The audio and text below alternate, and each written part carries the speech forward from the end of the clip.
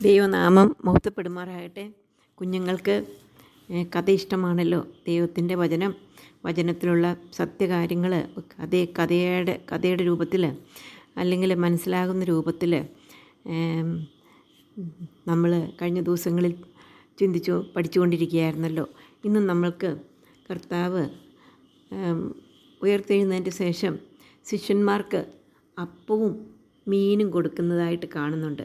അതെങ്ങനെയായിരുന്നു എന്നുള്ളത് നമുക്ക് പഠിക്കാം. അതിനു മുമ്പായിട്ട് നമുക്കൊരു വാക്യം പഠിക്കാം. യോഹന്നാൻ എഴുതിയ സുവിശേഷം 21:9-10 വാക്യം. കരയ്ക്ക് ഇറങ്ങിയപ്പോൾ അവർ തീക്കനലും അതിന്മേൽ മീൻ വെച്ചിരിക്കുന്നതും അപ്പവും കണ്ടു. യേശു അവരോട്, ഇപ്പോൾ പിടിച്ച മീൻ ചിലത് കൊണ്ടുവരുവീൻ എന്ന് പറഞ്ഞു.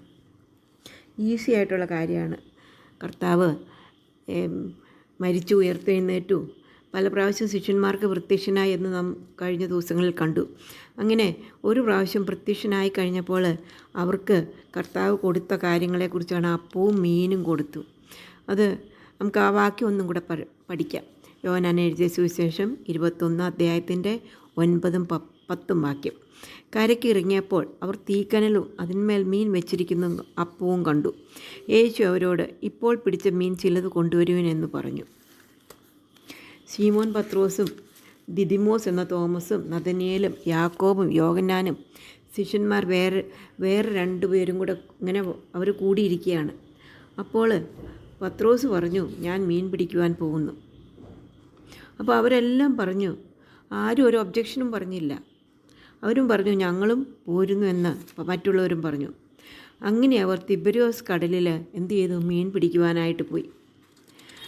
അവർ പുലർച്ചെയായപ്പോൾ തിബരിയോസ് കടൽക്കരയിൽ കർത്താവ് അവർക്ക് പ്രത്യക്ഷനായി. അവർക്ക് മനസ്സിലായില്ല യേശു ആണെന്നുള്ളത്. യേശു അവരോട് ചോദിച്ചു, കുഞ്ഞുങ്ങളെ കൂട്ടുവാൻ വല്ലതുമുണ്ടോ എന്ന് ചോദിച്ചു. ഇല്ല എന്ന് അവർ ഉത്തരം പറഞ്ഞു. അപ്പോൾ കർത്താവ് പറഞ്ഞു, പടകിൻ്റെ ഭാഗത്ത് വല വീശുവിൻ, എന്നാൽ നിങ്ങൾക്ക് കിട്ടും എന്നവൻ പറഞ്ഞു. രാത്രി മുഴുവൻ അധ്വാനിച്ചിട്ട് അവർക്കൊന്നും കിട്ടിയില്ല. എന്നാലും കർത്താവ് പറഞ്ഞതനുസരിച്ച് അവർ വീശി. മീനിൻ്റെ പെരുപ്പം ഹേതുവായി അത് വലിപ്പാൻ പോലും കഴിഞ്ഞില്ല. കരയിൽ നിന്ന് അധികം ദൂരത്തല്ലായകയാൽ മീൻ നിറഞ്ഞ വല ഇഴിച്ചുകൊണ്ട് ചെറുകിയ പടകിൽ അവർ കരയ്ക്ക് വന്നു.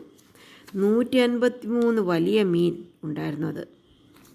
അത്ര അധികം ഉണ്ടായിട്ടും വല കീറിയില്ല. അത് അത്ഭുതമല്ലേ? വലിയ 153 മീൻ. സാധാരണ പണ്ടൊക്കെ ചെറിയ വലയാണ് ആ വലയിലുണ്ടായിരുന്നു.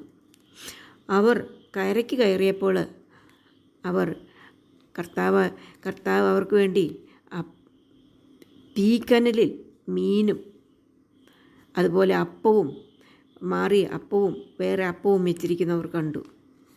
കർത്താവ് അവരോട് പറഞ്ഞു, ഇപ്പോൾ പിടിച്ചത് നിങ്ങൾ ചിലത് കൊണ്ടുവരുവനെന്ന് പറഞ്ഞു. അതിനുശേഷം കർത്താവ് അവരോട് പറഞ്ഞു, വന്ന് പ്രാതൽ കഴിച്ചുകൊള്ളുവിൻ. അപ്പോൾ അവർക്ക് മനസ്സിലായി ഇത് കർത്താവാകുന്നു അറിഞ്ഞിട്ട് അവർ പിന്നെ ഒരക്ഷരം പോലും അവനോട് ചോദിച്ചില്ല. യേശു അപ്പവും മീനും അവർക്ക് കൊടുത്തു. അവർ ഒന്നിച്ച് പ്രാതൽ കഴിച്ചു. യേശു ഇങ്ങനെ മൂന്നാം പ്രാവശ്യം ശിഷ്യന്മാർക്ക് പ്രത്യക്ഷനായി. നമുക്കപ്പോൾ വാക്യം ഒന്നും കൂടെ പഠിക്കാം. യോഹന്നാൻ എഴുതിയ സുവിശേഷം 21:9-10 വാക്യം. കരയ്ക്കിറങ്ങിയപ്പോൾ അവർ തീക്കനലും അതിന്മേൽ മീൻ വെച്ചിരിക്കുന്ന അപ്പവും കണ്ടു.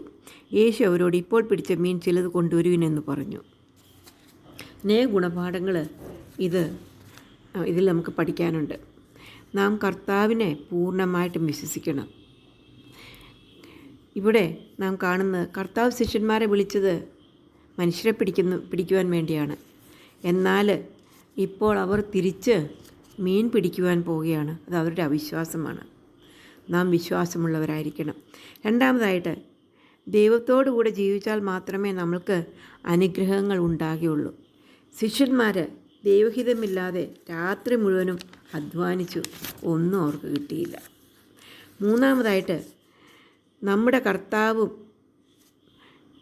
സ്നേഹവാനും ക്ഷമിക്കുന്ന ദൈവമാണ്.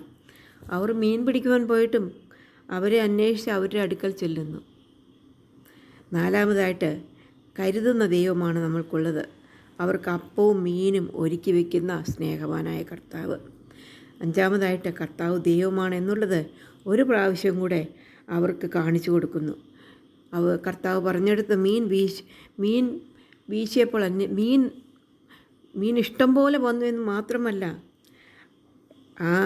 253 മീനുണ്ടായിട്ടും വല കീറിയില്ല. പെരുത്ത മീൻകൂട്ടം. അങ്ങനെയൊക്കെ ദൈവമാണെന്ന് അവർക്ക് കാണിച്ചു കൊടുത്തു. നമുക്ക് പ്രാർത്ഥിക്കാം. സ്നേഹവാനായ ദൈവമേ, ഈ നല്ല സമയത്തിനായിട്ട് സ്തോത്രം. ഞങ്ങൾക്ക് തന്ന പാഠത്തിനായിട്ട് സ്തോത്രം. അങ്ങയിൽ പൂർണ്ണ വിശ്വസിപ്പാൻ, കർത്താവ് ഞങ്ങളെക്കുറിച്ച് ആഗ്രഹിക്കുന്ന രീതിയിൽ ജീവിപ്പാൻ, കർത്താവിൻ്റെ ഹിതപ്രകാരം ജീവിപ്പാൻ, കർത്താവിൻ്റെ നാമഹൂത്വത്തിനായിട്ട് ജീവിപ്പാൻ ഞങ്ങളെ സഹായിക്കണം. കർത്താവെ, പരീക്ഷയിൽ ഞങ്ങളെ വിടുവിക്കണം. നല്ല കുട്ടികളായിട്ട് ജീവിപ്പാൻ ഇടയാക്കണം. ഞങ്ങളുടെ മാതാപിതാക്കളെ സൂക്ഷിക്കണം. പ്രാർത്ഥന കേട്ടുകൊണ്ട് സ്തോത്രം. യേശു കർത്താവിൻ്റെ നാമത്തിൽ താഴ്മ വിനയമായിട്ട് അപേക്ഷിക്കുന്നു. കേട്ടതുകൊണ്ട് സ്തോത്രം. ആമേൻ. കുഞ്ഞുങ്ങൾക്ക് ഇഷ്ടപ്പെട്ടെങ്കിൽ എന്ത് ചെയ്യണം? ഷെയർ ചെയ്യണം.